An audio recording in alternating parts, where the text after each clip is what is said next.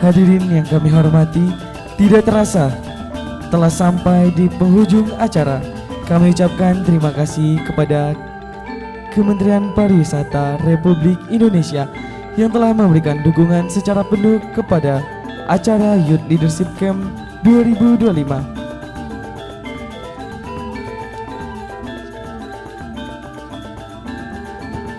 Terima kasih juga kepada para sponsor, yaitu PT Iverte Solusi Infotex, PT Bursa Efek Indonesia, PT Kustodian Sentral Efek Indonesia.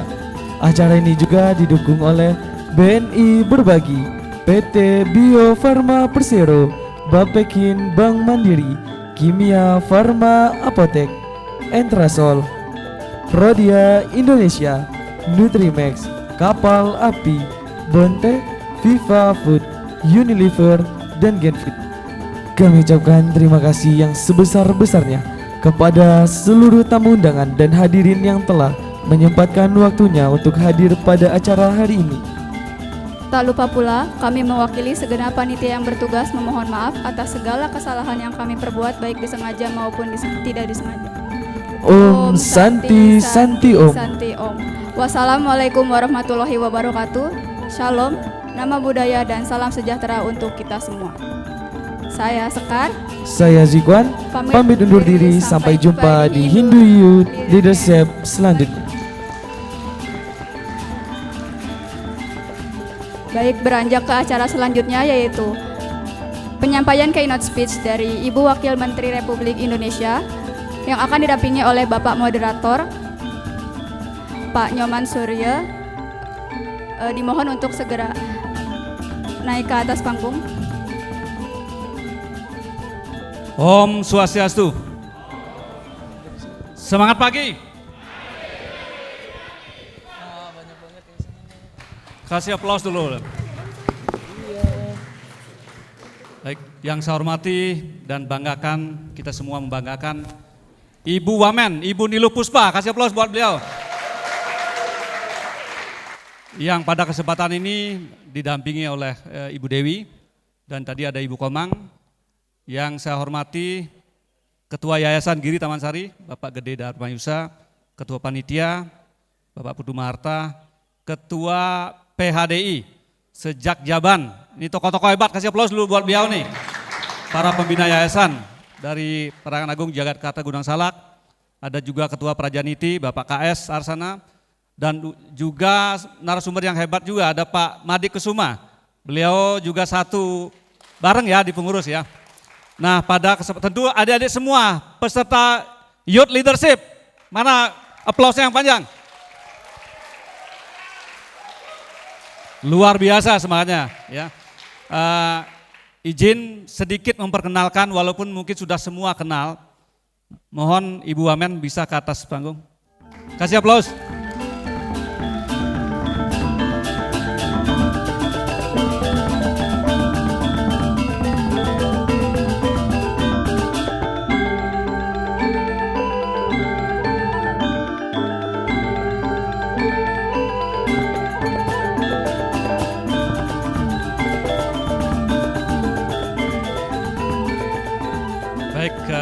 Singkat mengenai beliau, tugas moderator memperkenalkan narasumber yang luar biasa hebat. Ya. Saya mengenal beliau waktu di Kompas ya, betul ya, waktu di Kompas dan pas banget ini kalau panitia ada Pak Widi ya tadi ya, pas banget mengundang beliau sebagai keynote speaker. Karena beliau juga pernah ketemu ya di mahasiswa Indu, acara mahasiswa Indu di Universitas Indonesia. Dan kebetulan saya waktu itu mewakili PHDI, beliau juga sebagai keynote speaker. Aplaus dong buat beliau. Ya. Nah, beliau masih muda sekali ya. Jadi cocok sekali menata karir ke depan, menata kehidupan ke depan, narasumber yang pas.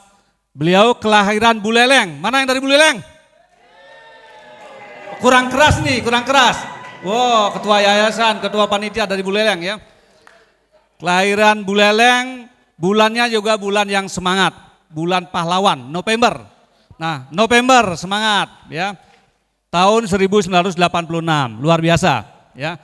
Beliau juga sempat menjalani kehidupan di Makassar, kota yang luar biasa, betul nggak? Makassar, kota yang penuh perjuangan, dan juga menyelesaikan S1-nya di Makassar, ya, jadi di STIE, Sekolah Tinggi Ilmu Ekonomi. Dan kurang lebih dari 2018 sampai 2024 beliau berkarir di Kompas TV dan salah satu news anchor Niluh. Pernah lihat ya yang di Kompas TV ya? Jadi ada suatu acara yang beliau sebagai hostnya Niluh ya. Jadi singkat Niluh ya, kalau yang sebelahnya ada Rosi tapi ini Niluh ya. Dan tentu sejak 21 Oktober 2024 beliau mengabdi, diberikan amanah sebagai Wakil Menteri Pariwisata. Dan ini luar biasa beliau, luar biasa. Kasih aplaus dulu ya. Jadi pas banget lah gitu ya. Saya kira pengenalan singkat seperti itu, kami persilakan Ibu Wamen untuk sharing mengenai kepemimpinan berkarakter. Monggo dipersilakan Bu Wamen. Duduk boleh, atau berdiri sah. Sukseme Pak Nyoman, tepuk tangan dong untuk moderatornya. Om Swastiastu. Masih semangat? Oke, Pak Nyoman duduk aja nggak apa-apa, saya biar semuanya semangat jadi mas dirikan. Coba. Ini ada 1, 2, 3, 4, coba ya kita dengar dulu semangatnya. Karena kalau misalnya nggak semangat di awal, biasanya materinya nggak didengerin. Jadi lewat aja, percuma ikut youth camp, tapi akhirnya pulang-pulang nggak bawa apa-apa kecuali melihat media sosial aja ya. Jadi saya mau dengar dulu, coba sebelah sini. Semangatnya mana, tepuk tangannya? Jangan mau kalah yang sebelah sini, tepuk tangannya mana yang sebelah sini? Ya, yang semangat yang baju-baju merah coba ya, yang depan-depannya nggak usah. Coba yang sebelah sini mana semangatnya? Oke, duh yang sebelah sini coba mana semangatnya? Luar biasa, tepuk tangan semuanya dong. Saya menyapa dulu, tapi ini semuanya kan sudah disapa dari tadi ya. Jadi terima kasih atas undangannya, satu kehormatan bagi saya bisa hadir di sini kepada Ketua Panitia, kemudian Ketua-Ketua PHDI Jakjaban ya. Saya selalu mau bilangnya Jabodetabek, Jakjaban yang sudah mengundang saya. Dan juga para narasumber yang akan mengisi juga selama pelaksanaan Youth Camp ini, luar biasa sekali. Hari ini saya diminta untuk kemarin sharing kepada adik-adik semua tentang kepemimpinan berkarakter, gitulah kurang lebih. Di situ membangun generasi muda Hindu yang mandiri, melayani dan menginspirasi. Jadi seorang pemimpin itu adalah seorang pelayan. Jadi memimpin itu bukan berarti kita menjadi orang yang dilayani, tetapi esensinya justru yang ada di tengah-tengah itu, menjadi orang yang justru melayani, kurang lebih itu. Tapi hari ini sebelum saya mulai, saya mau ngasih tahu gini adik-adik. Saya dulu pernah ada di posisi adik-adik yang ada di sini. Ini pada usia berapa sih, saya mau tahu dulu? Berapa? 18 tahun. Ada yang lulus SMA atau ada yang masih SMA? SMA mana? Oke. Yang sudah lulus SMA yang mana? Yang masih SMP yang mana? Oh, luar biasa, SMP. Ada yang SD juga enggak? Enggak ada. Oke. Adik-adik, pada saat saya SMA, saya sering ikut ya, karena kita di Hindu itu kan ada pasraman-pasraman ya. Jadi setiap kali ada kegiatan pasraman saya ikut, ada kegiatan pasraman saya ikut. Waktu itu saya berpikir bahwa ini kegiatan ini manfaatnya apa ya buat saya? Cuman mendengarkan bapak-bapak, kakak-kakak di depan bicara, kira-kira apa ya manfaatnya. Tetapi waktu itu ya saya catat aja, saya dengar aja. Tapi memang tidak semuanya saya ingat, tapi beberapa poin selalu saya ingat. Dan tahu enggak, setelah saya bertahun-tahun kemudian, semuanya itu tiba-tiba terjadi dalam hidup saya.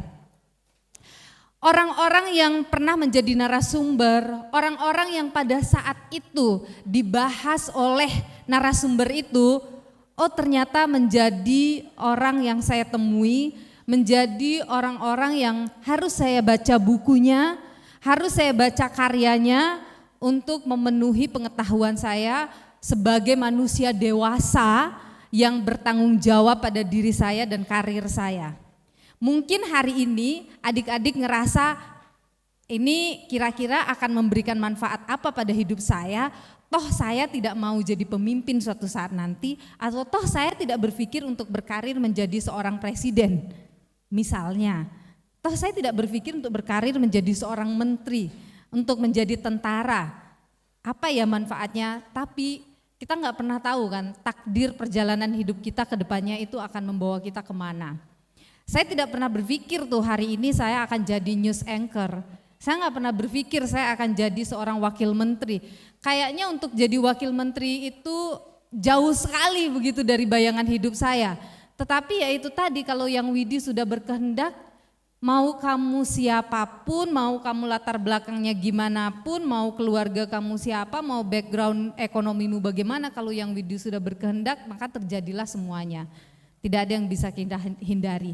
Dan semua hal-hal seperti ini yang kita terima hari ini, yang adik-adik ikuti dengan gratis hari ini, suatu saat akan memberikan manfaat yang luar biasa. Jadi pesan saya, semua hal yang disampaikan oleh narasumber nanti diingat, paling tidak didengarkan dan diresapi, dan mudah-mudahan bisa diterapkan dalam kehidupan adik-adik sekalian. Oke?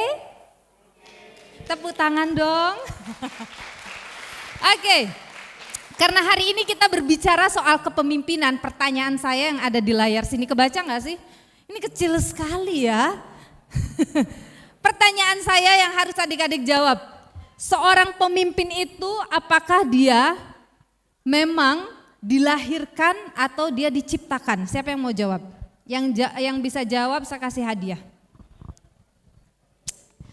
Oke, kamu coba, siapa namanya, berdiri, kasih mic-nya. Kasih mic-nya dong. Sebutkan namanya siapa, asalnya dari mana, aktivitasnya hari ini apa, baru jawab. Aingge, Om Swastiastu, selamat pagi semuanya.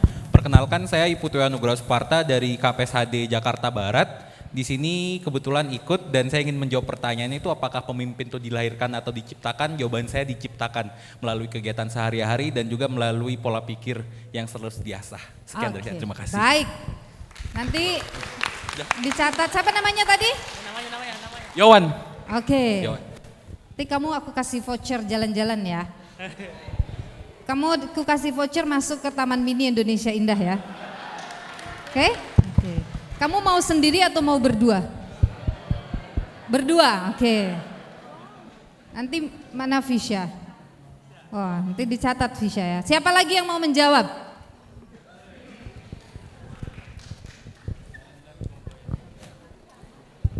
Om Swastiastu. Om Swastiastu. Perkenalkan, nama saya Inengah Dharma.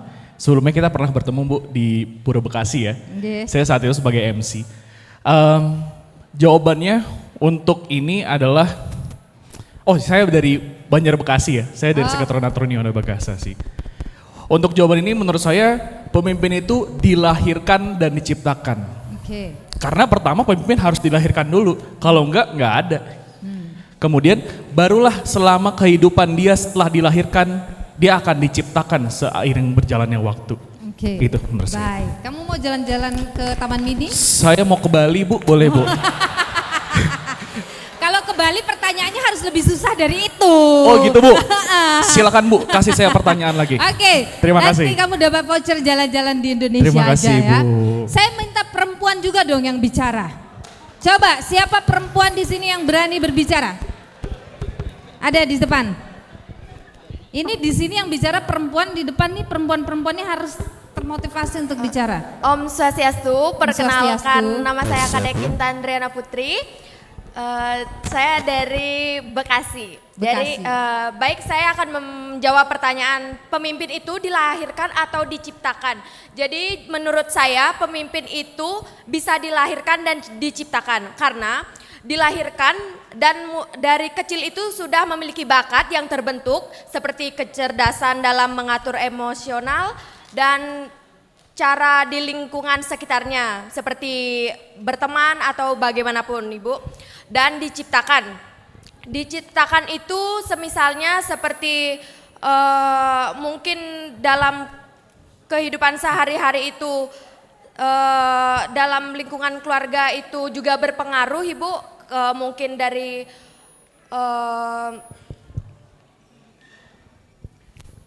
pendidikan ataupun pengaruh dari orang tua seperti itu. Baik. Sekian, terima kasih. Terima kasih. Nanti kamu dapat voucher juga. Tadi ada satu perempuan, karena 2 laki-laki saya kasih 2 juga perempuan. Silakan. Itu dia. Dikasih mic-nya. Di sini tidak ada jawaban yang salah, tidak ada jawaban yang benar. Ya, semua harus bisa bersuara. Silakan. Namanya siapa? Om Swastiastu, nama Swastiastu. saya Nika Dek Masayusa Fitar Handayani dari BTHD Cibinong. Ingin menjawab pertanyaan dari ibunya bahwa pemimpin itu diciptakan karena kenapa pemimpin itu diciptakan? Karena orang yang seperti kita, seperti orang biasa itu hanya punya karakteristik dan disetujui oleh para anggotanya. Seperti itu, Ibu. Oke, baik. Terima kasih. Kamu juga dapat voucher. Tidak ada jawaban yang benar, tidak ada jawaban yang salah. Semua jawaban itu benar. Kenapa? Karena semua orang bisa berpendapat di sini. Dan berpendapat adalah salah satu cara untuk membentuk seorang pemimpin. Tidak ada orang bisa jadi pemimpin tanpa dia berani untuk menyampaikan pendapatnya. Jadi kalau kalian mau jadi pemimpin, kalian harus mulai dari menyampaikan pendapat, menyampaikan opini, menyampaikan apa yang ingin kalian sampaikan based on data, based on kebenaran, seperti itu. Oke, so saya mau ngasih lihat beberapa fakta-fakta menarik. Next slide. Kecil sekali tulisannya ya, harusnya layarnya sebesar ini ya. Kebaca nggak? Enggak, oke. Ini sebenarnya Mohon kecil, izin tapi, Bu Wamen, ya. untuk materi sudah di-share di grup peserta. Sudah ya? Jadi teman-teman peserta bisa ngecek HP-nya juga. Oh, materinya. sudah Terima kasih. di-share, silakan dibuka materinya. Mungkin Youth Camp next year kita kasih layar sebesar ini kali ya. Biar bisa dibaca dan kita kasih print. Jadi adik-adik sekalian, ada fakta-fakta yang harus adik-adik ketahui. Yang pertama, bahwa ada penelitian itu menunjukkan gen itu hanya memengaruhi sekitar 30% kemampuan kepemimpinan.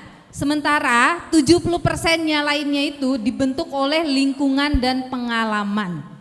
Jadi saya yang saya sampaikan tadi, jangan pernah, saya kan lahir dari keluarga biasa aja. Saya lahirnya kan di kampung, saya kan lahirnya di desa, saya nggak mungkin nih bisa jadi gubernur, atau saya nggak mungkin nih bisa jadi direktur di sebuah perusahaan, saya nggak mungkin nih bisa mencapai karir tertentu. Saya lahir di kampung, di mana kampung saya dulu waktu saya kecil itu nggak ada listriknya, nggak ada airnya. Jadi kalau saya pergi sekolah musim hujan, saya nggak boleh pakai sepatu ke sekolah, karena kalau pakai sepatu jalannya itu kan tanah, nggak di aspal. Sepatu saya rusak nanti, jadi saya harus lepas sepatu saya kalau pergi sekolah. Nanti udah deket sekolah ada sungai, baru saya pakai sepatu saya. Saya kalau nggak bisa nonton TV, nggak ada TV di rumah saya. Jadi kalau mau nonton TV harus pulang sekolah sehingga di rumah temen buat bisa nonton TV. Terus kemudian kalau musim hujan enak ya, ada air. Tapi kalau musim kemarau pulang sekolah saya harus jalan kaki berkilo-kilometer untuk ngambil air. Kalau musim kemarau itu jam 3 pagi, jam 2 pagi nenek saya tuh bangunin saya buat kita pergi ngambil air, menuhin gentong dalam rumah, sampai jam setengah 6 pagi. Setengah 6 pagi saya cuci muka, habis itu siap-siap pergi sekolah jam 6 pagi karena sekolah mulai jam 6. Saya tidak pernah satu kali pun berpikir saya akan jadi something di masa depan. Saya hanya berpikir saya suka sekolah, saya mau belajar supaya saya bisa mendapatkan pekerjaan yang lebih baik dari pekerjaan orang tua saya, pekerjaan tante saya, pekerjaan om saya, dan bahkan pekerjaan dari kakek dan nenek saya yang hanya petani. Hanya itu. Waktu itu, jadi tapi nggak pernah tuh saya mikir, tapi kan ternyata Tuhan memberikan saya jalan menjadi, saya bisa kuliah dan saya kemudian bisa menjadi seseorang. Kenapa itu bisa terjadi? Ada satu pertanyaan yang saya ditanyakan, orang itu katanya kalau dia sukses karena lingkungannya mendukung dia untuk sukses, disupport oleh orang tuanya, disupport oleh teman, lingkungan dan lain sebagainya. Saya tidak ada satupun dalam lingkungan saya yang mensupport saya untuk bisa sekolah lebih tinggi. Saya tamat SD aja kata nenek saya, kamu ke kota aja ya jadi pembantu, saya nggak punya uang sekolahkan kamu. Tapi apa yang saya ketahui, apa yang saya sadari waktu saya kecil adalah saya nggak suka kehidupan yang seperti itu.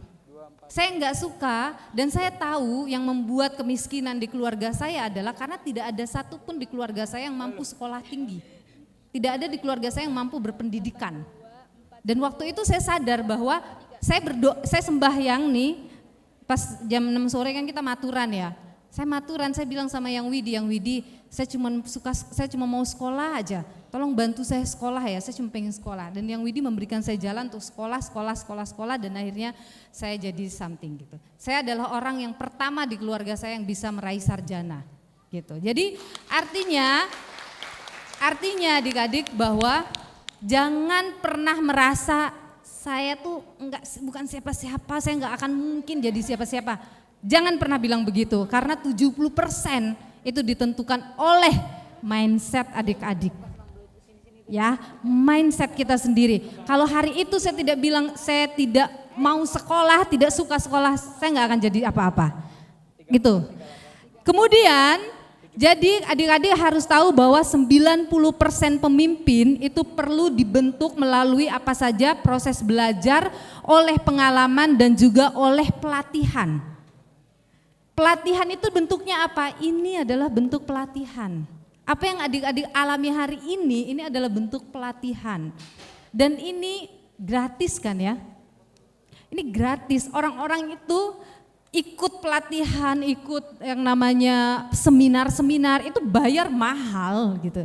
Dan hari ini adik-adik mendapatkan ini very basic gitu adik-adik dapatkan, and this is free dengan narasumber-narasumber yang saya katakan itu luar biasa. Bukan saya yang luar biasa, tapi narasumber yang lain. Pak Letjen Nyoman Cantiase itu adalah orang yang luar biasa. Bisa meraih karir sampai bintang 3 itu luar biasa gitu. Kemudian di sini juga ada Pak Made, ada Pak Karse juga yang tentu adalah orang-orang luar biasa. Mereka sudah jauh pengalamannya di atas saya. Saya ini masih sedikit sekali pengalaman hidup, tapi mereka sudah banyak pengalaman hidup, sudah menjadi seorang entrepreneur yang luar biasa, yang tentu pengalaman sudah luar biasa. Adik-adik harus dapatkan itu semua, ilmunya harus diserap semua, energinya yang harus diserap semuanya. Kemudian adik-adik harus tahu bahwa ini juga bagi kekuatan untuk kalian juga, dan mudah-mudahan bisa menaikkan kepercayaan diri adik-adik. Mayoritas pemimpin itu belum siap secara alami. Mau dia lahir sebagai raja pun, dia belum tentu siap menjadi seorang raja. Siapa yang pernah nonton film King's Speech? Pernah nonton film King's Speech? Nanti cari filmnya ya, judulnya King's Speech. Itu adalah film tentang bapaknya Ratu Elizabeth, Ratu Inggris. Jadi raja sebelum Ratu Inggris. Ia itu untuk menjadi seorang raja dilatih, padahal dia sudah terlahir sebagai raja. Dan kakaknya dia sudah terlahir sebagai penerus kerajaan Inggris. Tapi apa yang terjadi? Dia tidak siap jadi pemimpin, padahal sudah darahnya itu biru gitu. Lahir udah pasti jadi raja, mau gimana pun dia pasti jadi raja. Tapi apa yang terjadi? Dia lepas crown-nya karena dia tidak siap menjadi seorang raja. Dia lepas crown-nya dan dia serahkan crown itu kepada adiknya yaitu ayah dari Ratu Elizabeth. Dan kemudian ayahnya Ratu Elizabeth ini yang sudah jelas-jelas tahu bahwa saya lahir nih sebagai darah biru, kalau kakak saya kenapa-napa sudah pasti saya yang jadi penerus. Dia juga tidak siap jadi raja. Sehingga dia harus belajar lagi. Dia belajar untuk menjadi seorang raja. Ratu Elizabeth yang sudah tahu bahwa ketika ayahnya kenapa-napa maka dialah penerus kerajaan, dia juga harus belajar. Jadi adik-adik harus tahu, even kau lahir sebagai seorang darah biru pun belum tentu siap menjadi seorang pemimpin. Jadi hanya 12% yang benar-benar efektif dalam keterampilan utama seperti strategi. Karena seorang raja kita bicara makro, helicopter view. Kita tidak bicara hal-hal teknis, tapi kita bicara makro, kita bicara strategi. Seperti seorang panglima dalam perang, dia bicara soal strategi. Ketika salah strategi matilah semua prajuritnya, kan seperti itu. Kemudian dalam hal apalagi perubahan, pengambilan keputusan sampai dengan mempengaruhi orang lain. Ini adalah hal-hal yang esensial. Kemudian adik-adik sebanyak 82% manajer itu belum pernah mendapat pelatihan kepemimpinan sebelum menjabat. Ya. Dan menegaskan bahwa kepemimpinan harus dikembangkan dan itu bukan bawaan dari lahir. Swastiastu. Boleh tepuk tangan dong untuk narasumber kita selanjutnya.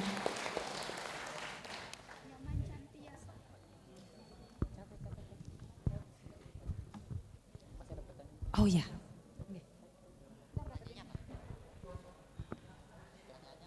Ya nggak tahu kan.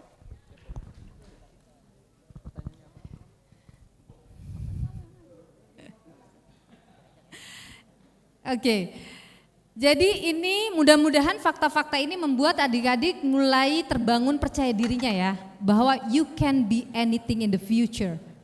Siapapun kalian, dari manapun kalian lahir, apapun background kalian bisa jadi siapapun. Next slide. Kalian tahu dua orang ini, Nelson Mandela dan Mahatma Gandhi. Siapa yang nggak tahu mereka? Untung nggak ada yang angkat tangan ya. Dua tokoh besar ini juga tidak terlahir begitu saja menjadi seorang pemimpin. Mereka menjadi pemimpin dari pengalaman hidup, dari perjalanan hidup, dari berbagai perubahan yang mereka alami baru mereka menjadi pemimpin. Jadi sekali lagi saya yakin di antara kalian di sini suatu saat akan jadi pemimpin. Ya. Harus percaya itu, harus percaya, harus tanamkan dalam diri sendiri. Jadi pemimpin itu nggak harus jadi panglima TNI kok, nggak harus jadi menteri, nggak harus jadi presiden. Jadi pemimpin itu kalau jadi ketua panitia juga pemimpin, ya kan? Jadi ketua Banjar pemimpin, jadi kelian adat itu pemimpin gitu loh. Jadi pemimpin jangan di limit bahwa pemimpin itu harus seperti ini, seperti itu gitu. Next slide. Oke. Ini teori kepemimpinan, pemimpin dan kepemimpinan ini dua hal yang berbeda.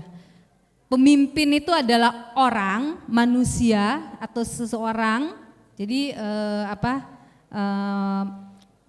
saya begitu misalnya atau Pak Nyoman pemimpin, manusianya. Kemudian kepemimpinan itu adalah karakternya, bagaimana sikapnya, sifatnya dan sebagainya.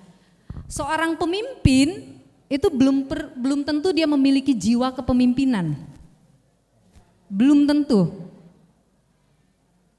Dia bisa saja jadi seorang direktur, tapi belum tentu dia punya jiwa kepemimpinan sebagai orang yang mengayomi, orang yang mampu mengambil keputusan dengan bijaksana, orang yang mampu berpikir strategis, belum tentu gitu.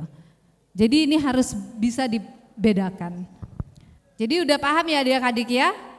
Pemimpin dan kepemimpinan dua hal yang berbeda. Pemimpin adalah orangnya dan kepemimpinan itu adalah karakter dari seorang pemimpin itu sendiri. Nah, ini yang paling penting. Setelah dua hal ini baru kita lihat yang berikutnya. Nah, lantas kalau pemimpin kepemimpinan, apa sih fondasi paling penting dari kepemimpinan itu? Ini dia, trust. Kita singkat menjadi trust. Yang pertama, trust itu adalah truth, satya. Ya. Tentu saja sebagai seorang pemimpin dia harus, karakter yang pertama harus dimiliki adalah jiwa berintegritas, integrity. Kita sering sekali dengar kata-kata, wah pejabat tidak berintegritas, wah ini tidak punya integritas, bla bla bla dan sebagainya. Jadi hal yang pertama dia harus punya integritas. Seorang pemimpin harus dia jujur, harus berani berkata benar meskipun itu tidak populer. Seorang pemimpin tidak harus selalu mengambil keputusan-keputusan yang populer, tapi seorang pemimpin itu harus mengambil satu keputusan yang bisa saja tidak populer, tetapi dalam beberapa waktu ke depan itu akan memberikan hal yang baik kepada halayak. Jadi tidak hanya keputusan yang hari ini saja dia ambil, tapi untuk ke depannya akan seperti apa. Yang kedua adalah responsibility, tanggung jawab, bukan hanya kepada diri sendiri, tapi juga tentu saja kepada yang lebih luas. Kalau sebagai di pemerintahan tentu kepada masyarakat, kalau dalam perusahaan tentu kepada karyawan, kepada tim. Kalau misalnya dalam ruang lingkup yang lebih kecil tentu kepada timnya. Kalau kalian adalah leader dalam satu tim yang timnya 5 orang, maka tentu adalah kepada 5 orang itu pertanggungjawabannya. Selanjutnya adalah unity, mempersatukan. Seorang pemimpin itu harus mempersatukan, tidak boleh memecah belah. Dia harus bisa merangkul semuanya. Kemudian yang berikutnya adalah service. Nah ini tema kita kan. Melalui Zevanam kita wujudkan pemuda Hindu yang berbudaya, unggul dan berdaya saing. Service. Kalau dalam tadi di awal saya katakan apa? Melayani. Seorang pemimpin itu esensinya adalah pelayanan. Pemimpin itu bukan dilayani sebenarnya, tapi dia yang melayani. Dia yang harus memberikan pelayanan kepada siapa? Kalau sebagai pemerintah ya kepada masyarakat gitu. Jadi esensinya adalah melayani dengan tulus. Ini yang paling penting karena kepemimpinan itu adalah soal pengabdian. Kemudian yang berikutnya adalah abhyasa atau tenacity, yaitu keteguhan hati, pantang menyerah dalam memperjuangkan kebaikan. Jadi trust ini adalah fondasi utama dari sebuah kepemimpinan. Ya. Oke? Ada pertanyaan sampai di sini? Enggak ada dulu. Kalau dibagiin voucher ada yang bertanya lagi enggak? Ya udah, kita lanjut lagi ya. Karena saya waktunya sampai jam 12 katanya. Nah, sekarang kita masuk ke pemuda. Adik-adik saya bagi menjadi 3 hal. Pilar kepemimpinan generasi muda, saya bagi menjadi 3. Yang pertama, personal leadership. Adik-adik nggak usah dulu mikirin bagaimana memimpin orang lain. Coba kita pikirin, kita udah bisa nggak memimpin diri kita sendiri dulu? Mikir kan, memimpin diri sendiri itu maksudnya gimana ya? We talk about self-control. Kadang itu kita saking sukanya mengontrol orang lain, memimpin orang lain, kita lupa memimpin diri kita sendiri. Padahal dalam ajaran agama Hindu aja kita diajarin apa? Buana agung, buana alit. Sebelum membersihkan buana agung, kita harus membersihkan buana alit diri kita sendiri. Benar tidak? Ya kan?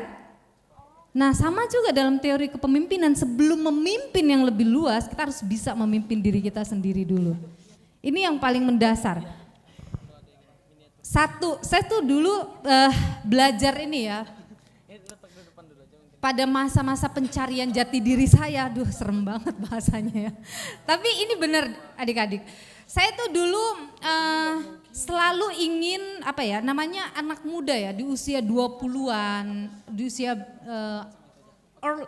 late belasan dan early 20s, itu adalah masa-masa selalu mencari jati diri gitu dan selalu ingin menemukan dan selalu ingin apa ya, ingin semua orang tahu tentang diri kita. Benar nggak? Kita marah, pengennya orang tahu kita marah. Kita seneng, pengennya seluruh dunia tahu kita seneng. Kita jatuh cinta, maunya semua orang tahu kita lagi jatuh cinta. Kita pokoknya semuanya adalah self-centris gitu kan. Apa yang terjadi ketika self-centris? Kita tidak bisa memimpin diri kita. Kita inginnya semua orang berfokus sama diri kita. Maka disinilah kita harus belajar kontrol diri, memimpin diri sendiri. Kita harus mulai disiplin. Adik-adik sekarang kalau misalnya dikasih uang jajan, saya nggak tahu apakah ada uang jajan, apakah adik-adik udah bisa memanage uang jajan itu? Even itu 10.000 sehari. Saya waktu kecil nggak pernah dikasih uang jajan karena orang tua saya nggak punya, kakek saya juga orang nggak punya. Jadi setiap kali saya mau sesuatu, apa yang saya lakukan? Saya mempelajari bagaimana caranya mendapatkan uang. Saya misalnya nih, saya lihat teman saya jajan di kantin kok kayaknya enak jajan itu. Harganya berapa ya? Harganya saya datang ke kantin terus saya tanya ini harganya berapa? Harganya waktu itu nasi kuning tuh harganya berapa? 100 rupiah kalau nggak salah. Terus saya, ini 100 rupiah, ini es harganya 50 rupiah, yang ini harganya kerupuknya 25 rupiah. Saya butuh uangnya segini. Terus saya lihat orang-orang nih dapat duitnya gimana ya. Adik-adik setiap kali saya pulang sekolah, itu saya kalau musim kemarau, itu kan ada kapuk. Tahu kapuk nggak? Ini ada yang tahu kapuk nggak? Tahu kan? Sepanjang perjalanan pulang sekolah itu tuh ada banyak pohon kapuk. Jadi saya akan ngumpulin kapuk-kapuk itu masukkan dalam tas saya, terus saya jual. Uangnya itu 10 kapuk harganya 25 rupiah. Jadi setiap pulang saya kumpulin terus saya jemur di rumah. Pulang saya kumpulin, nanti kalau uangnya udah cukup saya jual tuh kapuk. Uangnya saya kontrol, saya disiplinkan diri saya. Jadi saya tabung, sekian mau saya pakai uang jajan, terus saya mau beli buku dan lain sebagainya. Itu saya mendisiplinkan diri saya. Setelah saya kerja, saya juga menerapkan itu.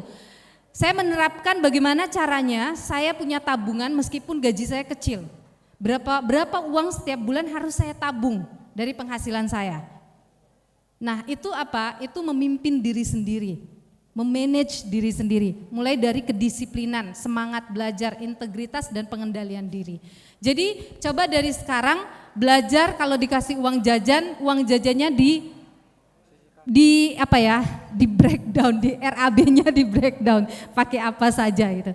Belajar memimpin diri sendiri dulu, setelah bisa memimpin diri sendiri baru kita masuk ke yang tahap selanjutnya, yaitu interpersonal leadership, kemampuan berhubungan dengan orang lain, baru kita keluar.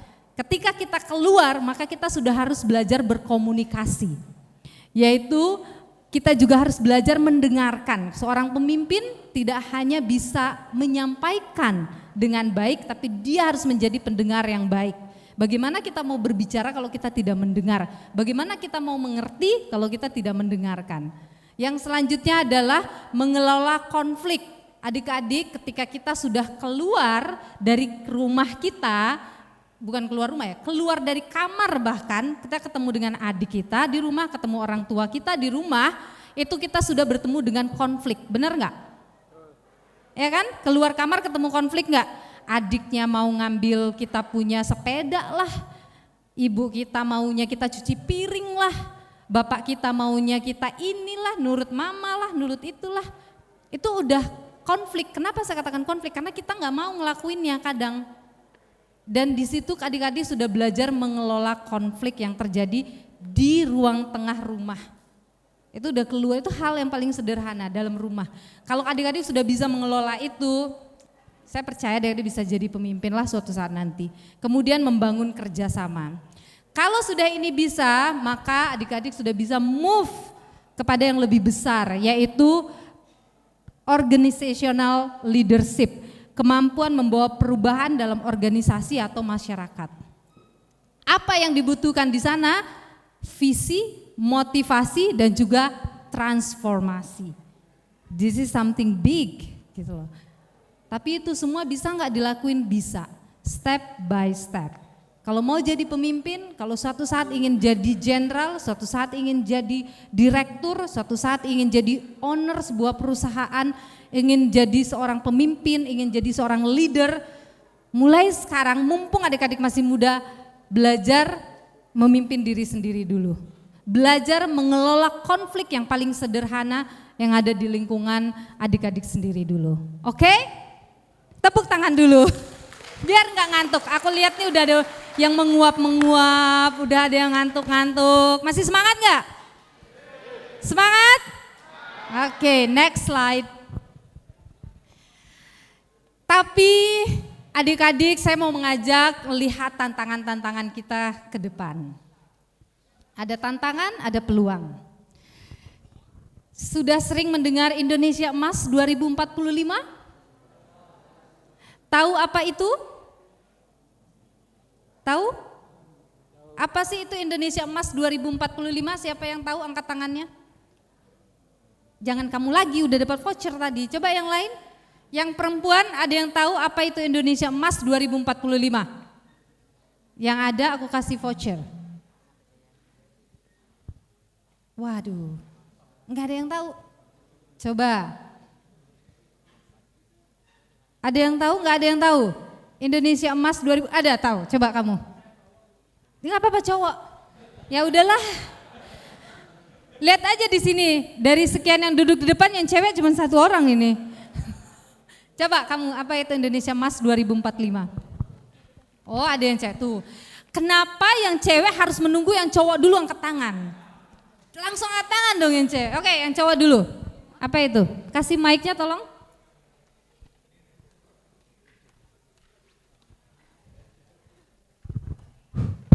Ya.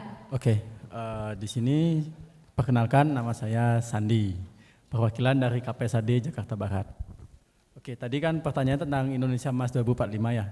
Ini dari yang saya tahu, Indonesia Emas 2045 itu adalah program pemerintah dari beberapa tahun terakhir yang dimana memanfaatkan bonus demografi Indonesia yang kalau dari data itu di tahun 2045 usia produktif jauh lebih banyak dibandingkan usia non produktif baik di bawah umur, usia sekolah maupun usia lansia yang dimana harapannya bonus demografi ini karena dia di usia produktif itu akan dapat meningkatkan pendapatan nasional baik pendapatan bruto dan dapat meningkatkan perekonomian Indonesia secara menyeluruh tidak hanya dari ekonomi tapi juga meningkatkan kualitas hidup ada Indonesia. Ya harapannya sih seperti itu. Untuk detailnya saya kurang tahu. Terima kasih. Baik, terima kasih, tepuk tangan dong. Tadi yang cewek mana? Coba, ya silakan. Coba kalau jadi cewek yang pertama angkat tangan, jangan nunggu cowok yang angkat tangan dulu. Oke. Om Swastiastu sebelumnya. Perkenalkan nama saya Rizky Pramirta, perwakilan dari STAH Sekolah Tinggi Agama Hindu DKI Jakarta. Izin, jadi masa emas tahun 2024 itu di mana Indonesia 2045 di mana Indonesia usianya 100 tahun yang diisi oleh usia produktif untuk mengembangkan Indonesia untuk menjadi generasi emas, generasi yang maju dan bisa mengelola terutama dalam segi ekonomi ya. Dan lebih produktif lagi mungkin ya Bu. Itu saja dari saya. Baik, tepuk tangan dulu. Terima kasih. Jadi di tahun 2045 itu kita akan mendapatkan bonus demografi di mana 64% penduduk itu berada di usia produktif yaitu di 15 sampai dengan usia 64 tahun. Jadi itu adalah usia yang sangat produktif di mana ini akan menjadi satu kesempatan yang sangat baik bagi Indonesia untuk mencapai titik puncak kesuksesan Indonesia menjadi negara yang ya kalau sekarang kita kan masih negara berkembang, itu untuk menjadi negara maju.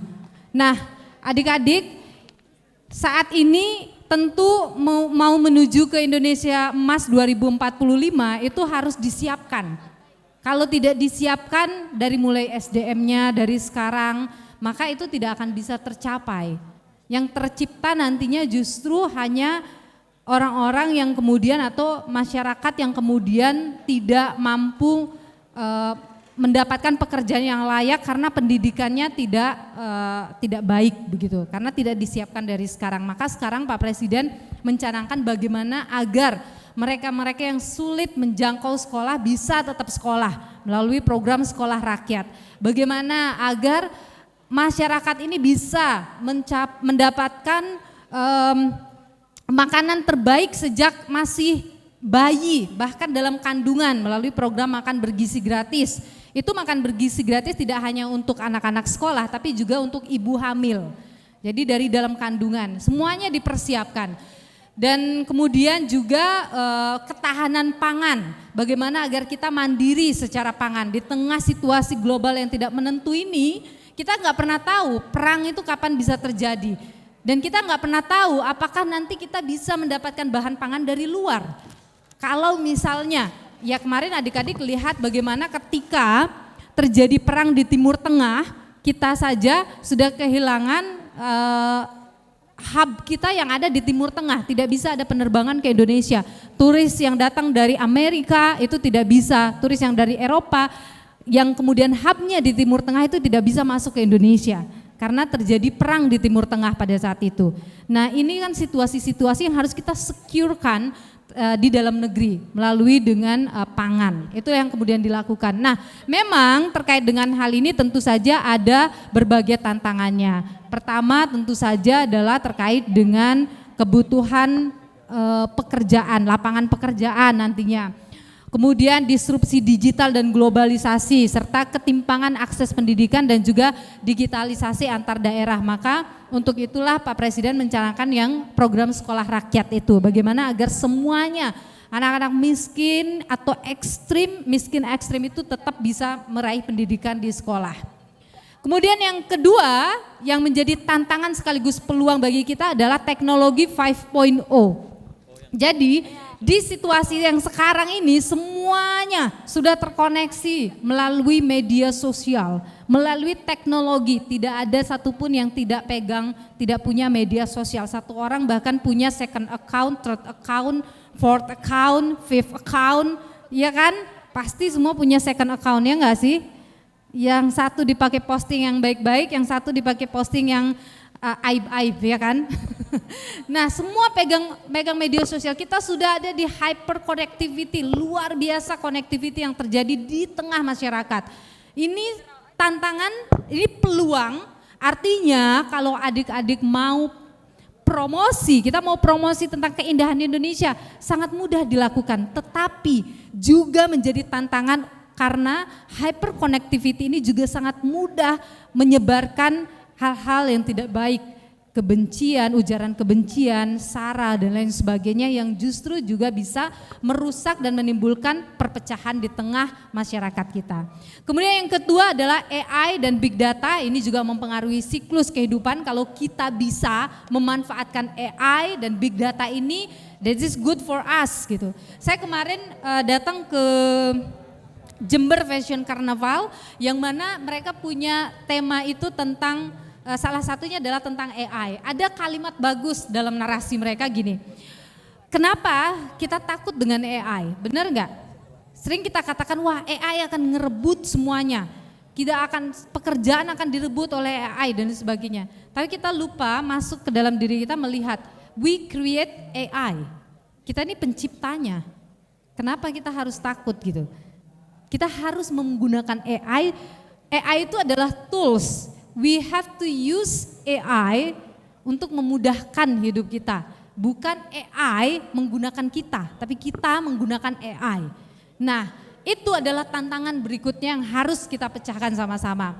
Yang ketiga adalah akselerasi inovasi. Jadi harus menjadi motor solusi bagi masalah sosial. Jadi adik-adik di sini di teknologi ini kita tuh harus bisa menyelaraskan ini dan menggunakan ini semua. Jangan kita yang digunakan dimanfaatkan oleh teknologi, tapi kitalah yang harus memanfaatkan teknologi untuk kepentingan diri kita sendiri gitu. Ini adalah hal yang harus kita pecahkan sama-sama dan harus adik-adik pecahkan dan gunakan untuk kepentingan adik-adik. Kemudian yang selanjutnya adalah pemuda Indo itu harus menjadi generasi yang melek digital dan juga inovatif. Tidak ada hal di dunia ini yang bisa berkembang tanpa adanya inovasi. Kemudian juga mengembangkan kepemimpinan dan kemandirian ekonomi.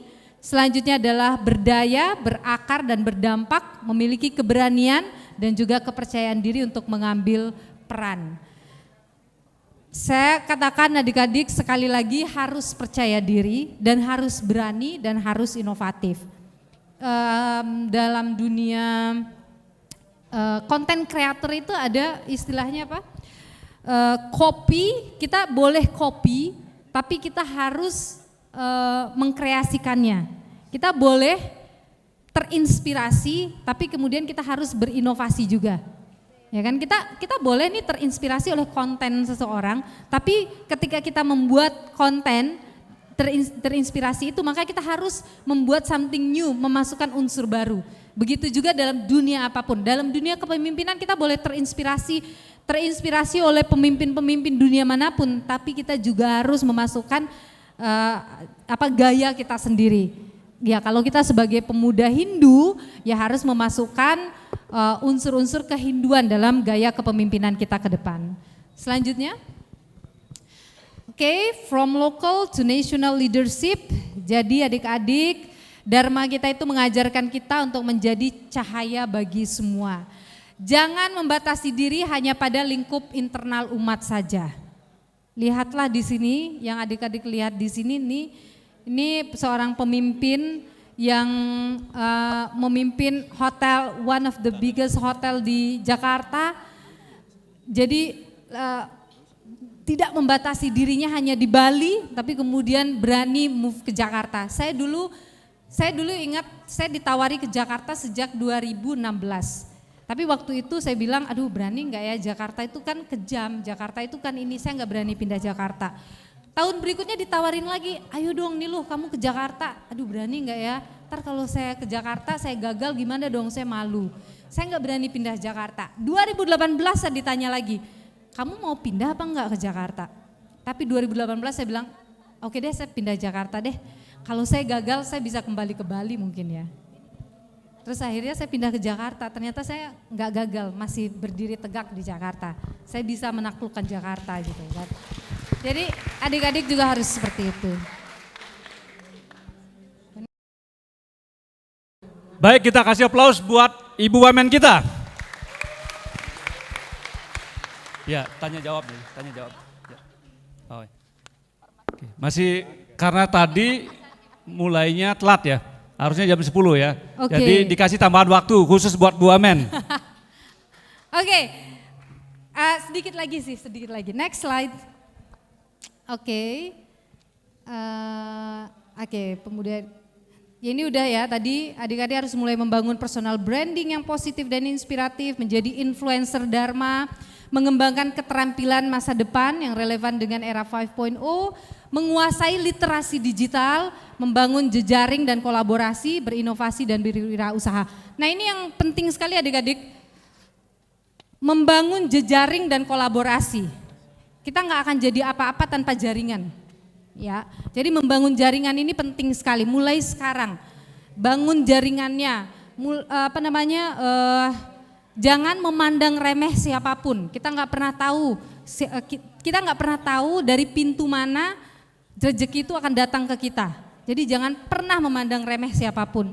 Jangan pernah melihat, oh dia kan nggak jelas ya siapa. Saya nggak mau temenan sama dia. Jangan begitu. Siapa yang tahu besok ternyata dia jadi direktur perusahaan, terus besok kamu ngelamar di sana ternyata direkturnya dia kan. Jadi berbuat baiklah kepada siapapun dan bangunlah jaringanmu dari sekarang. Membangun jaringan itu penting sekali. Tidak ada apapun yang bisa sukses tanpa jaringan yang baik. Next slide. Pariwisata sebagai ruang kepemimpinan. Jadi adik-adik, pariwisata ini memberi peluang karir dan wirausaha serta menjadi salah satu ruang kepemimpinan bagi generasi muda. Karena di pariwisata adik-adik belajar tentang hospitality. Dalam kepemimpinan adik-adik harus belajar melayani, hospitality. Coba deh lihat sekarang.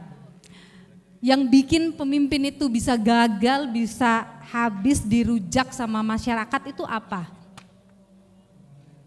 Ketidakmampuannya untuk menunjukkan dirinya mampu melayani, ketidakmampuannya berkomunikasi, iya kan?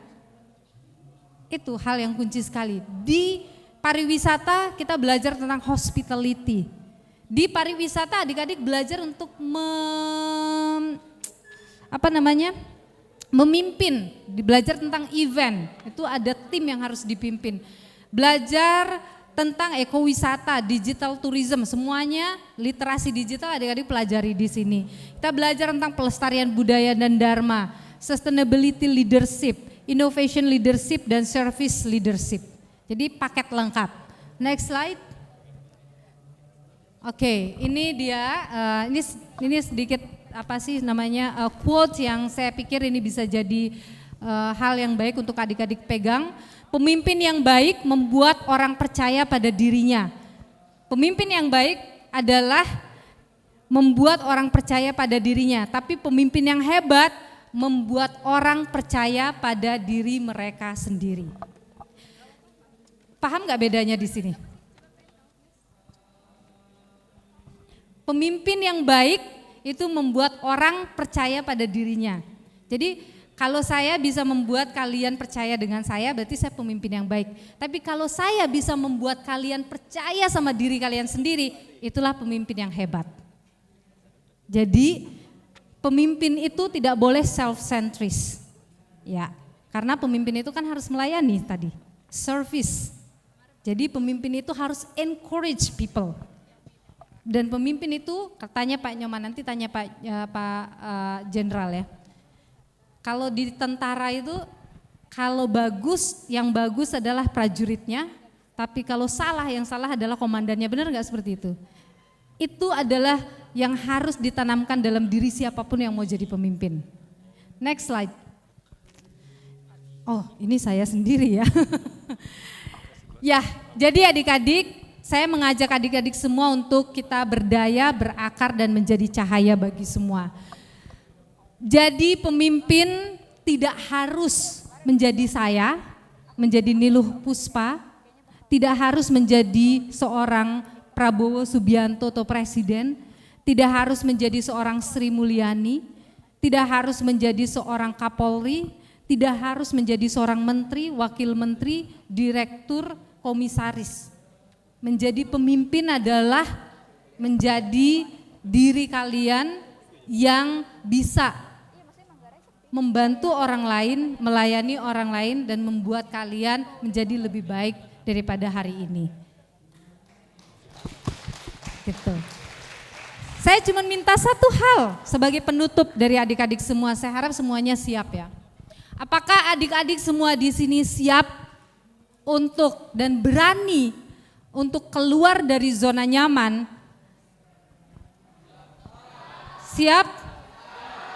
Apakah adik-adik yakin bahwa meskipun adik-adik ini minoritas, kalian akan bisa menjadi pemimpin yang hebat?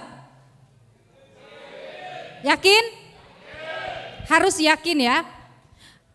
Saya mau kalian semua percaya diri bahwa kalian semua adalah calon pemimpin hebat. Tidak peduli siapapun orang tua kalian, bagaimanapun background ekonomi kalian, dan dari manapun kalian berasal. Karena seorang pemimpin itu dibentuk oleh dirinya sendiri dan dibentuk oleh kepercayaan dirinya. Terima kasih. Om Santi Santi Santi Om.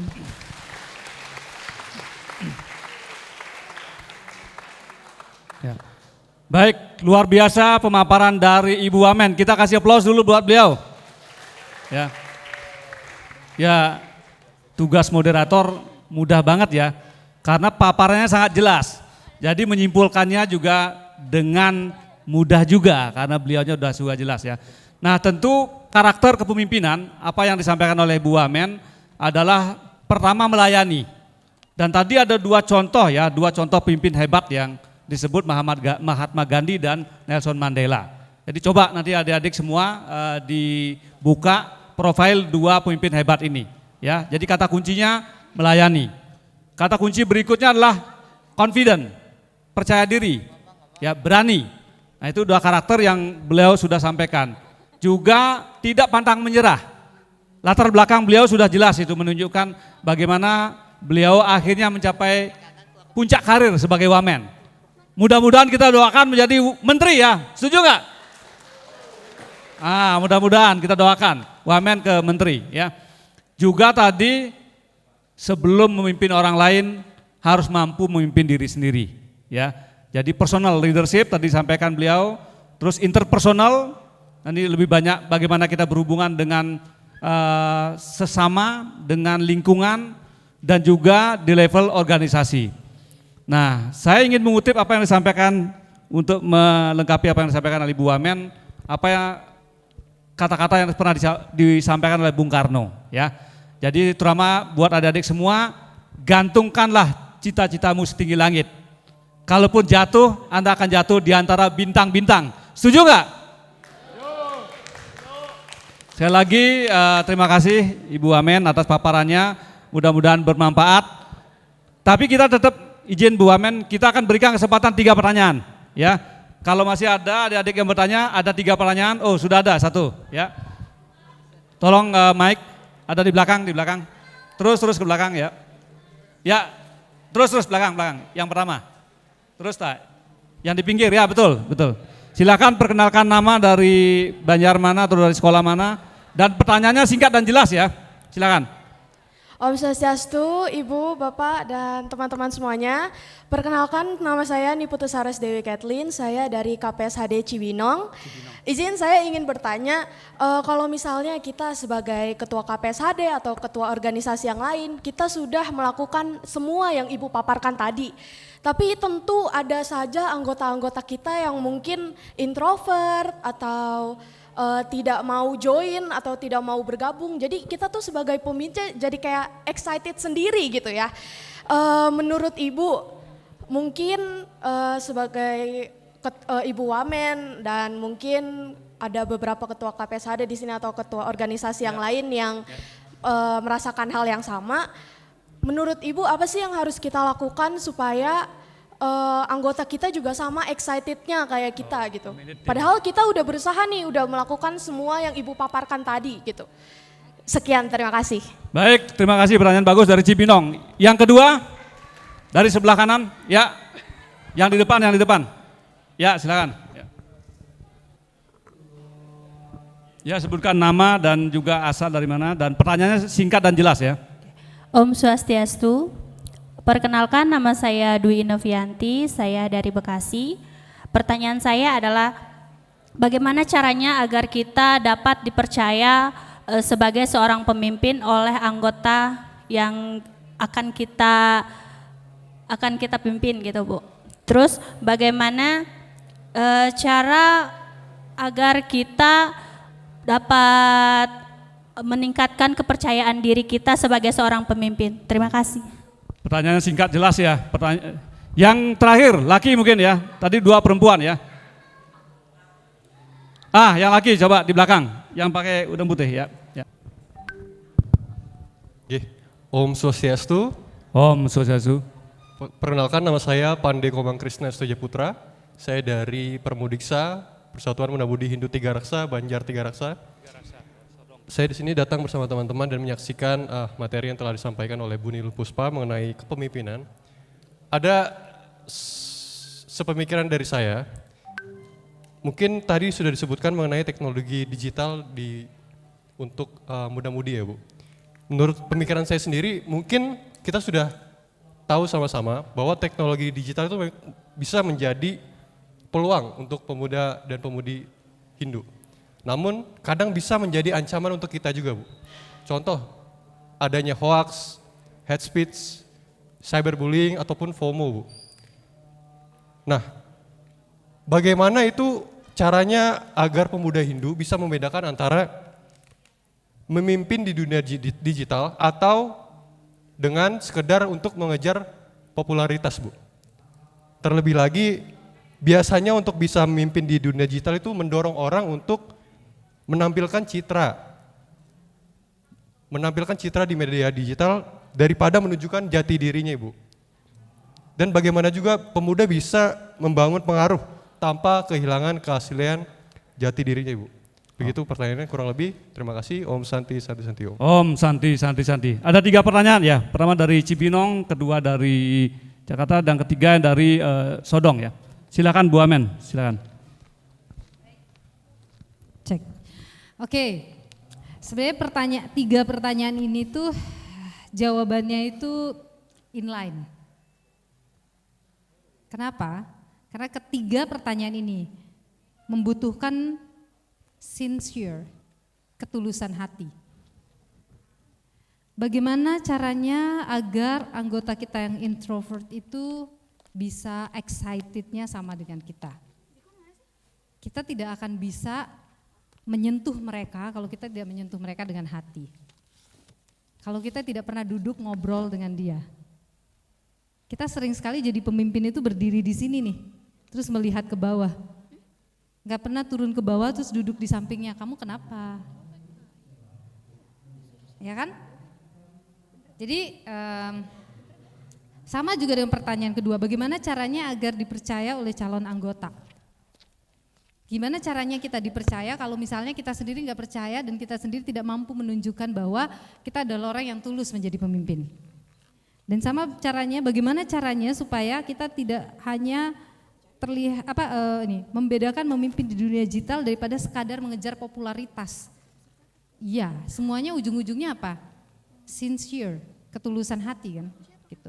Jadi gini, kita itu, saya paham ya, saya juga nggak populer di media sosial kok, nggak populer di tengah masyarakat juga. Bagi saya nggak terlalu peduli dengan itu, karena yang kepedulian saya saat ini adalah ketika saya ditugaskan bekerja sebagai wakil menteri di sektor pariwisata, bagaimana caranya supaya saya bisa mendengarkan dan kemudian duduk bersama mereka-mereka yang ada di sektor pariwisata, mendengarkan apa sih masalah mereka, kemudian how to solve masalah-masalah itu. Tapi ingat, tidak semua masalah bisa diselesaikan sekarang juga. Ada masalah-masalah yang bisa diselesaikannya itu nanti, pelan-pelan, butuh waktu, butuh kebijakan yang pelan-pelan, butuh mendengarkan. Saya punya deputi, butuh mendengarkan masukan dari industri, butuh mendengarkan masukan dari Bu Dewi misalnya, Bu Komang misalnya, dan lain sebagainya. Mungkin bisa tanya Bu Dewi, Bu Komang, saya sama mereka duduk, ngobrol, berdiskusi seperti itu. Jadi adik-adik, yang pertama menjadi seorang pemimpin itu kan tadi ada ya bahasa saya apa? Mendengarkan. Jadi kalau misalnya nih, kita mulai dari situ dulu.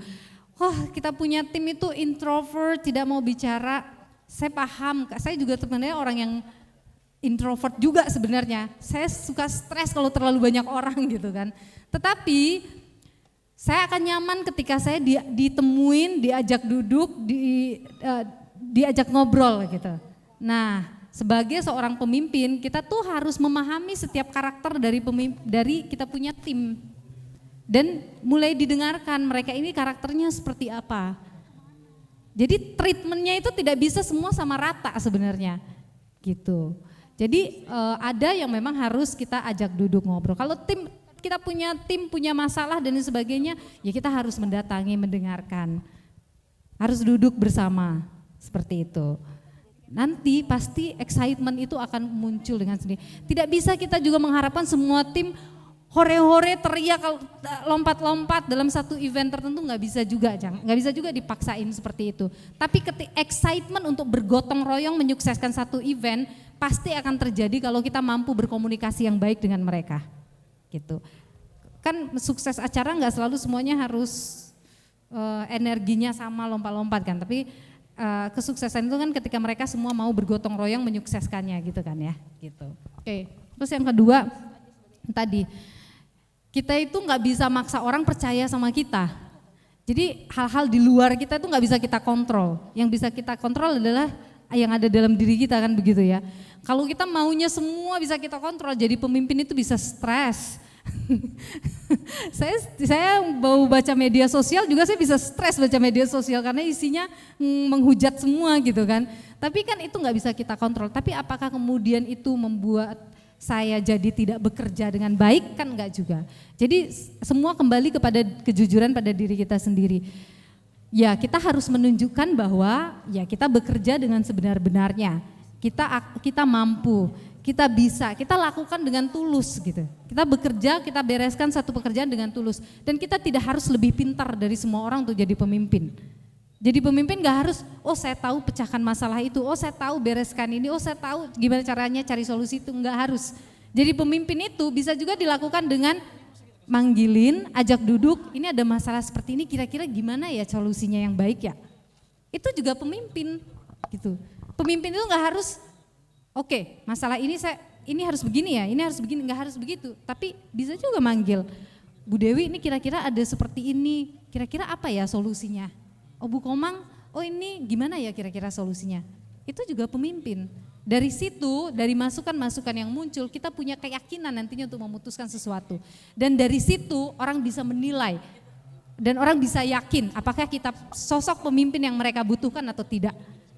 Tanpa harus minta kita ditunjuk jadi pemimpin, mereka dengan sendirinya akan menjadikan kita seorang pemimpin. Gitu ya. Oke. Yang berikutnya, dengan itu semua kita nggak perlu mencari citra di media sosial.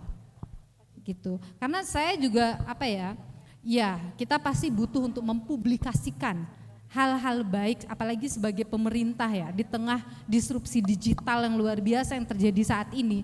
Tentu sebagai pemerintah perlu untuk mengamplifikasi apa yang sudah dikerjakan oleh pemerintah. Hal-hal baik yang sudah dilakukan selama ini tentu perlu kita publikasi, perlu untuk disampaikan, diinformasikan kepada publik. Karena itu adalah bentuk apa? Transparansi. Pertanggungjawaban apa yang sudah dilakukan pemerintah kepada masyarakat. Masyarakat kan tidak selalu mau membaca, tapi masyarakat bisa mengaksesnya melalui media sosial.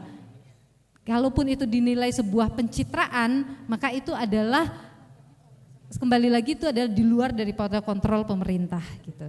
Tentu itu adalah subjektivitas penilaian daripada masyarakat kepada pemerintah. Tapi saya tidak setuju kalau misalnya media sosial hanya digunakan untuk pencitraan saja. Di depan kamera berbeda dengan di belakang kamera, itu saya tidak setuju. Jadi seorang pemimpin harusnya apapun yang terjadi di belakang kamera, begitu pula yang nampak di depan kamera.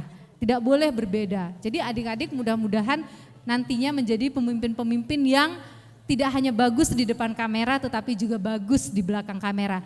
Saya suka marahin, saya punya aspri kalau ada DM terkait dengan keluhan tidak dibalas. Saya suka balasin DM itu sendiri, saya balas satu-satu DM-nya, apalagi terkait dengan keluhan, terkait dengan masalah, saya suka balas, habis itu saya share ke grup, saya share ke deputi, saya sampaikan seperti itu. Karena bagi saya saat ini saya sudah jadi pemerintah tugasnya melayani, pemerintah tugasnya yang membaca apa yang menjadi keluhan di tengah masyarakat gitu. Jadi mudah-mudahan ini semua bisa menjawab. Sekali lagi adik-adik, yang dibutuhkan menjadi pemimpin adalah ketulusan. Ketika adik-adik sudah menjadi orang yang tulus, maka adik-adik akan menjadi orang yang dipercaya. Dengan sendirinya adik-adik akan menjadi seorang pemimpin yang bisa dipercaya, pemimpin yang bisa mengayomi, dan pemimpin yang tidak butuh pencitraan di media sosial. Terima kasih. Kasih aplaus dong buat Ibu Wamen ya. Baik, sesi pertama ya, karena waktunya sudah lewat 15 menit. Sekali lagi terima kasih Bu Wamen. Nah, tadi sebetulnya ada WA masuk ya. Ada WA masuk. Sampaikan dua hal ya untuk adik-adik semua ya. WA yang pertama menyebutkan kalau Anda ingin sukses dimanapun Anda nanti berkarir, jangan lupa ngayah ke pura. Itu WA yang pertama. Ya, termasuk ke Perayaan Agung Jagatkate Gunung Salak. Ya, WA yang kedua, ya, yang masuk ke saya, dimanapun nanti kalian berkarir sebagai minoritas, jangan ragu, percaya dirilah, Anda akan menjadi bintang di tengah mayoritas. Setuju ya? Baik, sekali lagi terima kasih Bu Wamen. Sesi pertama kami akhiri dengan para mesanti. Om Santi Santi Santi Om.